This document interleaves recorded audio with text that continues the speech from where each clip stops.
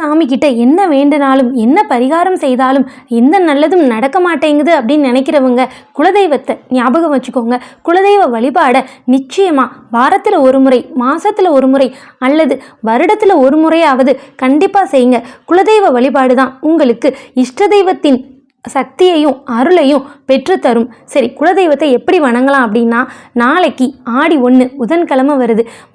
குலதெய்வத்தை நினச்சி உங்கள் வீட்டில் ஒரு விளக்கேற்றுங்க. குலதெய்வம் படம் இருந்ததுன்னா சுத்தம் பண்ணி சந்தனம் குங்குமம் வச்சு நறுமண மலர்களால் அலங்கரிச்சுக்கோங்க. இப்போது ஒரு மஞ்சள் துணியை எடுத்துக்கிட்டு 1 ரூபா, 11 ரூபா, அப்படி இல்லைன்னா 101 ரூபா, இதில் ஏதாவது ஒரு காணிக்கையை முடிஞ்சு வச்சு அந்த காணிக்கையை கையில் வச்சுக்கிட்டே உங்கள் மனசில் இருக்கிற வேண்டுதலை பிரார்த்தனை பண்ணிக்கோங்க. இப்போ குலதெய்வத்துக்கு முன்னாடி விளக்கு ஏத்துங்க. குலதெய்வத்தோட திருநாமத்தை 11 தடவை சொல்லுங்க. உங்க குலதெய்வத்துக்கு ஏதாவது பாடல் தெரியும்னா அந்த பாடலையும் நீங்க பாடலாம். ஆடி பௌர்ணமி அன்னைக்கு குலதெய்வ வழிபாடை கண்டிப்பாக செய்யுங்க. குலதெய்வ கோயிலுக்கு உங்களால் முடிந்த ஏதாவது ஒரு உதவியை செய்யுங்க. அதாவது அந்த கோவிலுக்கு ஒரு மணி வாங்கி கொடுக்கறது, குலதெய்வத்துக்கு ஒரு ஆடை வஸ்திரம் எடுத்து கொடுக்கறது, இந்த மாதிரி நீங்கள் பண்ணுங்க.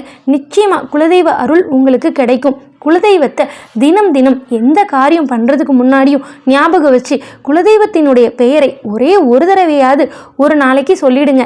எல்லாமே நல்ல விதமாக நடக்கும். ஓம் நமச்சிவாய.